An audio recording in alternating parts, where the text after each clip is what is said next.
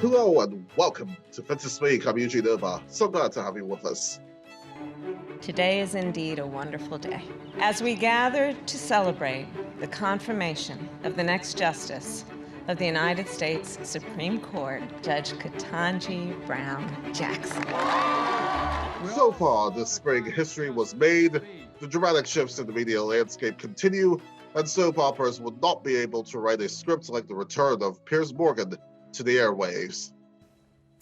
The world's gone nuts! Today, I speak exclusively on the phone with Kenny D. Williams, a former associate producer of Black News Channel. We'll break down BNC's demise, the lessons learned, and what implications this has for Black-owned media, all coming up in a few minutes.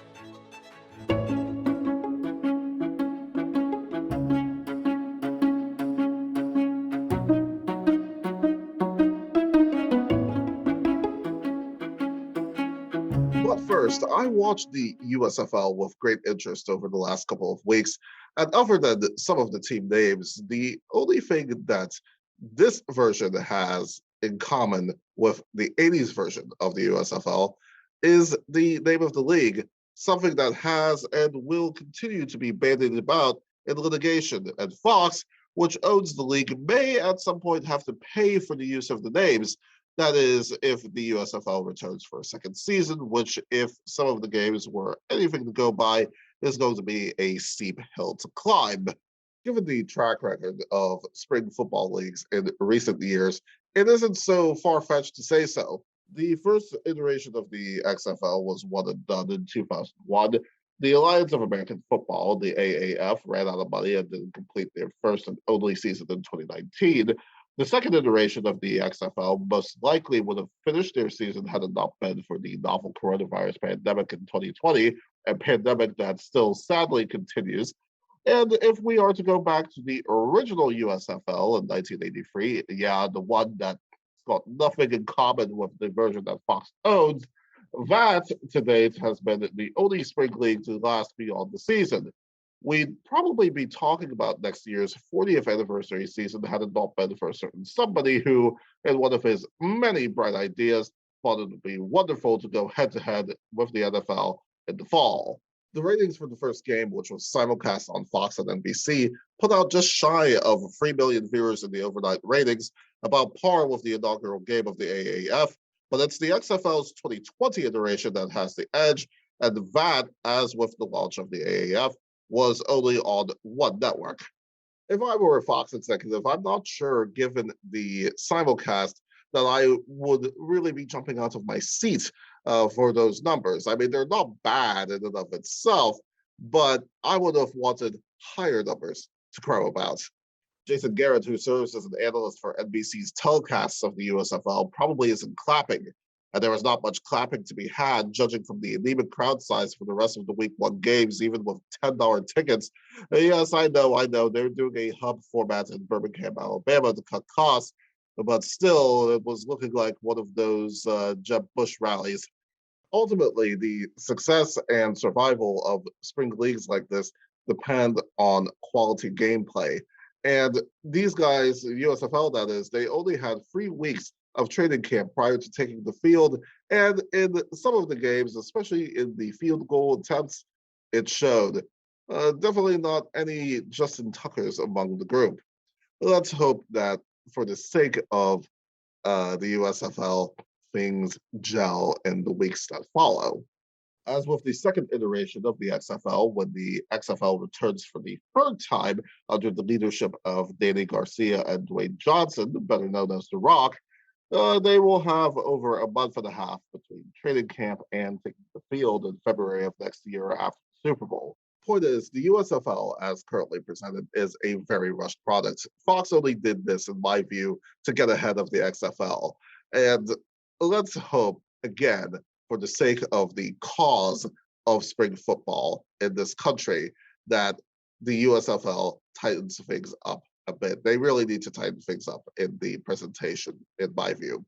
It also doesn't help that Devion Smith was cut for having the audacity to want pizza as opposed to chicken salad, to which the Pittsburgh Maulers stated that he violated free team rules in 24 hours, to which Smith responded essentially, What violations? The USFL definitely not off to a very good start. Definitely not off to a very good start for this upstart league. I've also seen on the interwebs the frustration some spring football enthusiasts have with the drips and drabs of news that have come out about the XFL's return until recently. And I'm of the belief that with the alliance with the NFL, which I predicted would happen, the XFL are building themselves up for the long run, for true viability, not the flash in the pan version that the 2001 XFL was.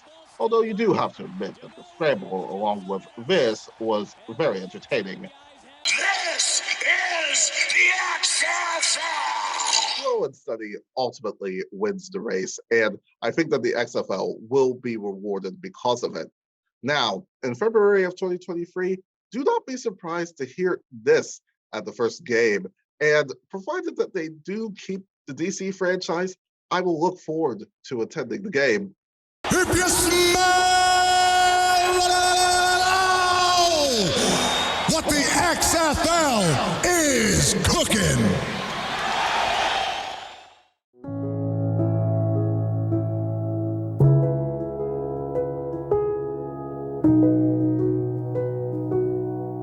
As mentioned at the top of the program, I had the opportunity to speak with Kenny D. Williams, former associate producer for Black News Channel.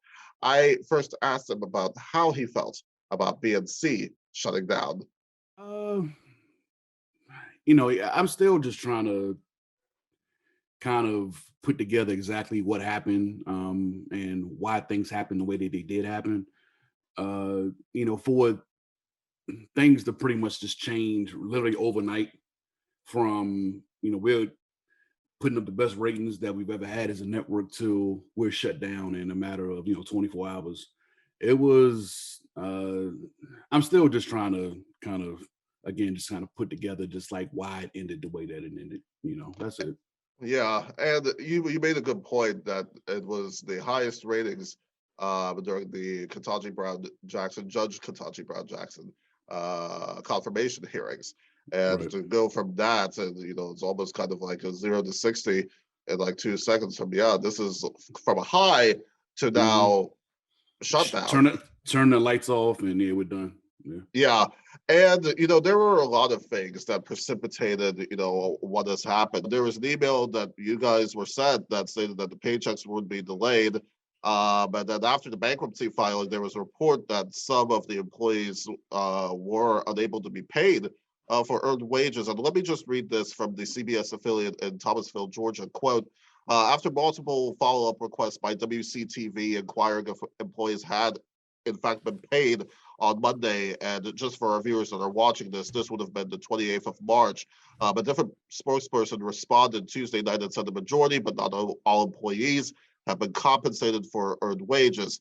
Employees that still had earned but unpaid wages owed would have to wait until after bankruptcy proceedings and assets could potentially be liquidated, said the statement.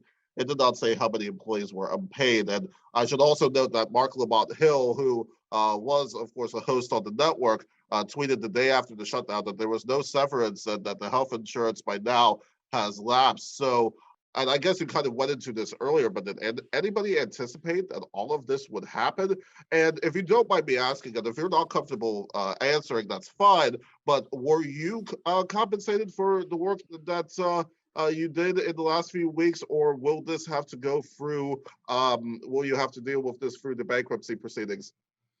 I'm not sure as of yet. Last Monday, I did receive 2 weeks pay. They said it would be paid on Monday. I got it. I want to say around Monday evening, maybe Monday night. I forget exactly what time it was, but I've been waiting all day for it, and I, still regularly speak to some of my former colleagues, and we were all waiting. And it seemed like as the day went on, one person got it, then I think I got it May of second, and I, told the group like, yeah, I got mine, and it seemed like other people had gotten this as well. But I'm not sure if everyone, at least on my show team, has been paid those 2 weeks. They were supposed to get another check this Friday for one more week, so we'll see what happens with that. As far as that any of us anticipated, to be honest, I think some of us thought that we might not make it past the summer. just because of, when you start to see companies laying people off, and it's still, in this nascent period, like you expect it, it may not last as long, and that there isn't a considerable financial backing for it. Yeah, it can go south real fast. So again, I didn't think it would last a year, just because I didn't see the revenue model, but I didn't expect it to end abruptly like that. Like I know there have been startup companies that have, not lasted, longer than a year and a half, but normally they announce that, yeah, we're shutting down on this date. And, everything is kind of laid out for employees in regards to, the severance, if there is going to be one, how they're going to be paid, health insurance, stuff like that. Ours just ended just like that. I continued by asking Kenny what working at BNC meant to him. I enjoyed it just for the simple fact that I work with some very talented people, and I work with people who really were passionate about telling stories that don't normally get, that don't normally get told on mainstream outlets like your CNNs, your MSNBCs, your Fox News, of course. And there was nothing that hindered any of us that worked on any of the shows that we worked on from what my experience was, that, we can't, tell a story this way. Like we never felt like we were in a box, and all, ideas were welcome. And, that's one of the things that I think almost anyone who worked there would tell you, is that that's the one thing they appreciate about working there, is that they finally were at a place where, the story ideas that they always, try to pitch at former, places of employment, they would get ignored just because a lot of people that you were pitching to, they just didn't understand. And now you were somewhere where those story ideas were the things that kind of fueled our content. And, I already kind of miss it, to be honest, because I see stories that, all the time now, ever since everything stopped. And I'm like, that's something we would have covered. And that's the one thing I can always hang my hat on, is that I was given an opportunity to, finally be able just to, just talk about the things that in the way that I see them through my own lens. And that's the one thing I'll miss about it. So. And it's fair to say that BNC definitely then filled a void that most other networks, did not. Yeah, absolutely. And it's going to be missed. And I already see it now. I just, again, I'm always going to be thankful that I at least had the opportunity to do it. I know people have talked for decades about starting a network that just focused on issues and that affect our community. And we took a good shot at it. It didn't work, but again, I thought we did some good work. I just wish more people saw it. Do you think something like BNC will come back in some form or fashion? That's a good question. I don't know the particulars of this. I know Roland Martin reported it, but apparently Byron Allen offered Shah Khan $30 million for the network. And he turned it down. So he wanted 100. Now, far be for me to tell a billionaire what to do with his money, but right. If you take the 30, we're possibly still on the air. We may have, of course, had to continue to, cut the budget here and there, but I think for what it could have been, even just if you just cut off some of the live shows and maybe focus more on the digital aspect of things, and just really scale it back. I think it's definitely a lane for it.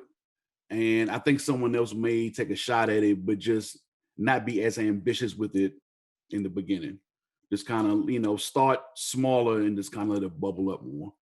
And that was the exact point that Roland made on the segment of his show, Roland Martin Unfiltered, that had the networks kind of sort of started, slowly, and kind of sort of then kind of sort of built up from there, that there probably would have been at least a chance of even, that staying power, that's the sustainability, and that sort of thing. Or if it has more financial backing, like he said, like for example, NBC with Peacock, and how much money that network is slated, to lose this year, how much the money they lost last year. If you have these, humongous media conglomerates behind you, and they can pump in millions and millions of dollars or even billions of dollars into it, and still be able to absorb a loss because they're looking 5-6 years down the line. Something like that, absolutely, there's a lane for it, and I think it's something that is needed. But then again, who's going to be the person that says, you know what, I'll be willing to lose, $500 million a year on this? Right, right. Yeah, It's a tough one. that's That's a a, tough one, right? Yeah, it is. It is. And, Roland, I mean, he has done, a very good job, in my opinion, of really breaking down the factors that led to the demise right. of BNC. And we'll have a link He to that. knows the business. He knows the Yeah, business. it is. It is. It is the business, about the business. And it was just a pure masterclass in really laying out what this stuff is, because you're going to have a lot of people over the past several weeks saying, okay, why didn't, Shad Khan put up more money? Or why wasn't there, more support? Why weren't more of our people watching this stuff? But again, Roland, I think, did a very good job about really breaking it down that this is the business about the business at the end of the day. And I think that there have just been just going into a lot of shifts that have happened in this industry in the very recent weeks. Besides the loss of BNC, RT, America shut its doors for good. And full disclosure, I can relate to you because I worked for the production companies of which RT was a client for 11 years. Of course, locally here in DC, the Washington City paper, Adult Weekly announced that they would move entirely online. The last print edition will be May 5th, and then consequently, 5 people were laid off. And then going back nationally, One American News is now off of DirecTV. Between these organizations, certainly between BNC, RT, and Washington City paper, that 340 people have lost their jobs, most of them being, African Americans. What do you make of that? What does the future look like, really? Should we be worried? I don't think we should be worried, but again, this reminds me of the transition that I saw around the end of the 90s going into the new millennium, and working at a weekly newspaper and then going over to work at it.com, but working at USAtoday.com in the news department as an editor, and working in the sports department, being able to write and seeing the popularity that things that I wrote online, in contrast to, the old guard at the paper who still felt like the paper reigned supreme, like the newspaper was top dog, and online it was like, it's cute, it's like a, it's something good on the side, but people are here for the newspaper. But that's how old newspaper people thought. They didn't know how to embrace and how to integrate online into the overall news brand, and like they got left behind. You had older people with older ideas, and they just didn't recognize the transition. And I think you're seeing that now again with cable. So many people are just saying, you know what, we'll start digital. We think just the whole network idea is old and outdated, and we're going to focus more on digital. And I think people who have been in the cable industry for a long time, I think they're having problems adapting Yeah. to new reality, and that's what it is, for BNC to, focus on, being a cable network instead of understanding you can start a lot smaller, be a digital network, and take that $50 million and stretch it a whole lot further. And yeah, again, it's Because just that media was part of companies the not, problem, right? just not understanding the realities of where we are now. Because I can remember, and I'm one of the few people that can remember this. I remember when I was working at ESPN. This was back in the late 2000s, and they were talking about starting up a black news channel, and JC Watts was trying to get funding for it. From what I remember, it was supposed to be based in DC at the old BET studios, and then they had big ideas for it, but I didn't hear anything about it for like another 7-8 years. And apparently he'd been working behind the scenes to get this done. But, that idea back then was, this is going to be a cable, a network on cable, and we're going to go that route. But a lot can change in the media landscape over 7-8 years. And over that 7-8 years, people will transition over more to digital. But the seed had already been planted that this is what, this is the space we're going to occupy. And,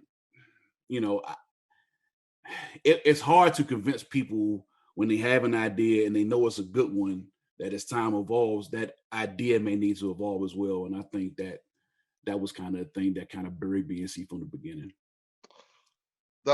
These are very good points, because one of the things we mentioned on this program is that when we look at the cable news landscape, the average age of those who watch cable news are over 60. And then when you look at Fox News, at the viewer base, it is 94% white. So it's just one of those things where the model of cable news, especially when, the years have passed, it has not been, and I don't think it will really be for much longer, a sustainable model in terms of the delivery to the viewer. Right. It's where, YouTube, stuff like, the apps and all that, this is where it's at, especially for younger generations.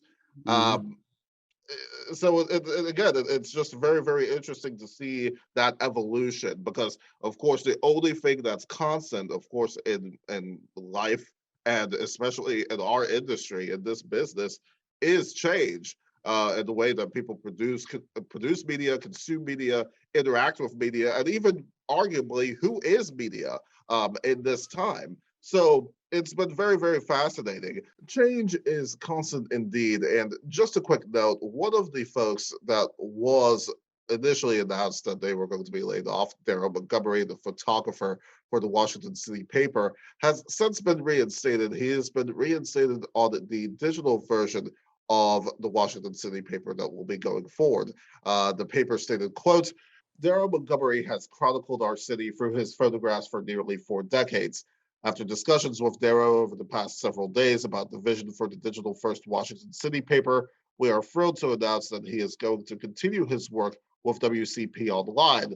Every great digital first publication needs to have a strong visual identity, and we are grateful to have Darrow's talent and leadership moving forward. And as mentioned earlier, just over a month and a half ago, RT America shut its doors. And while I understand why the defunct network has gotten attention, given Russian President Vladimir Putin's invasion of Ukraine, not special operation, the fact that this piece from The Atlantic, which came 3.5 weeks after RT shut down, was quite curious to me, given that the same Atlantic, which when it came to covering BNC, was.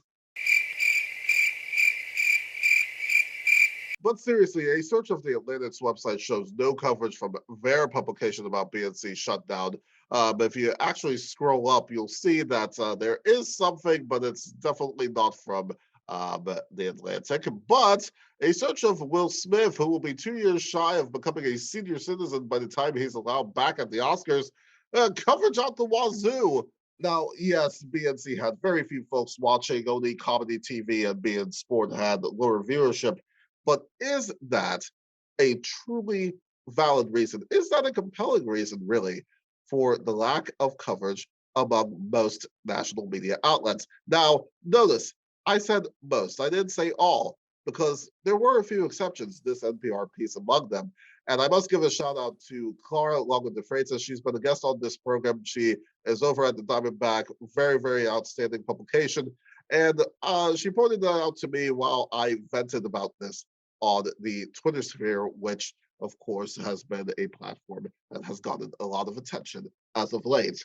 As we head back to our conversation, I don't want us to lose sight of the fact that over 230 Black journalists have lost their jobs. Again, why the lack of coverage from most outlets of this fact? And what could be done to really elevate Black voices to even greater heights in the media landscape? I think that you may not be hearing a lot about the demise of the network right now. It's one or two things. Either they may feel that, looking at the ratings, that enough people honestly may not really care about the details of why the network went under, or they're doing the investigations and they're, reaching out to former employees or people who are willing to talk about their experience and just try to get to the core of exactly what happened, if there was financial impropriety, stuff like that.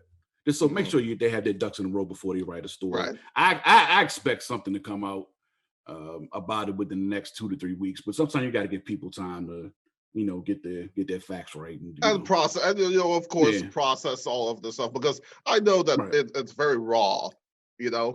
Sure, absolutely. I can't imagine some of the things that people who I was fortunate enough that I was able to work from home, but I know a lot of people relocated down to Tallahassee. That's where the network was headquartered, and they changed their whole lives, brought their families with them. I know people down here just bought homes, and just having your entire livelihood is taken away from you just like that. I mean, just like that. And the snap of a finger, your entire life changes, and you have to figure out what you're going to do in regards to your family. Right. That's hard for people. So I know a lot of people honestly just don't want to talk about it because they're still so raw about it. I guess they still need time to kind of calm down a little bit. So that you got to give people time to kind of process what happened. I mean, it's still just over a week a week over that it happened. So I expect something to come out eventually about it.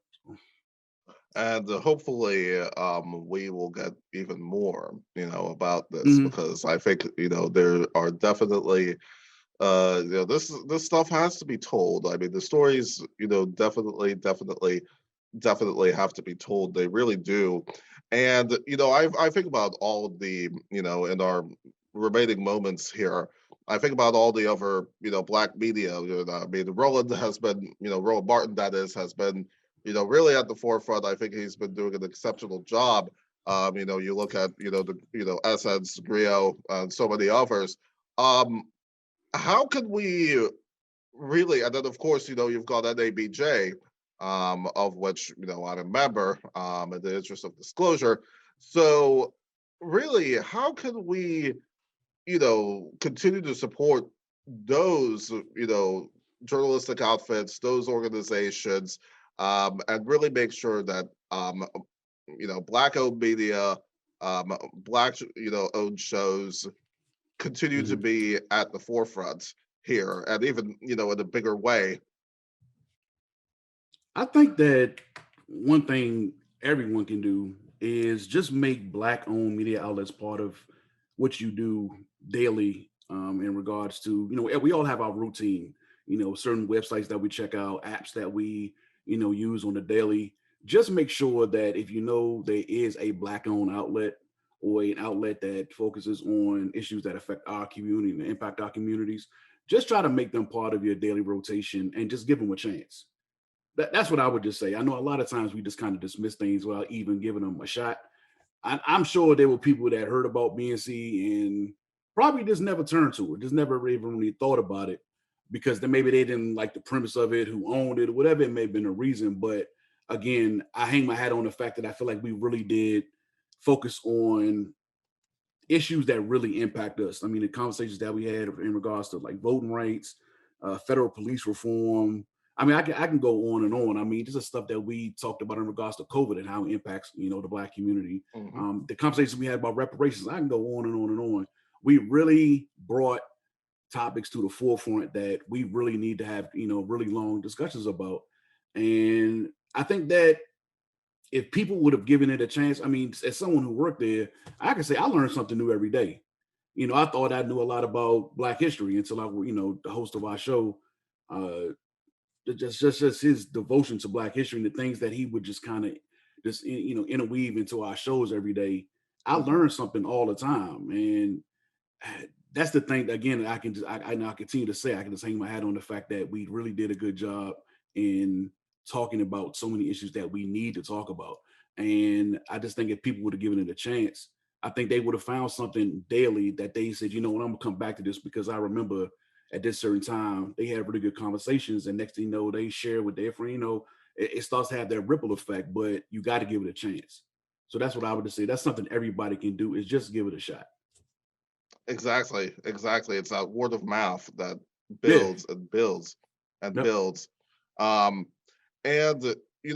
just finally, in our last remaining time here that we've got, what's next for you, Kenny?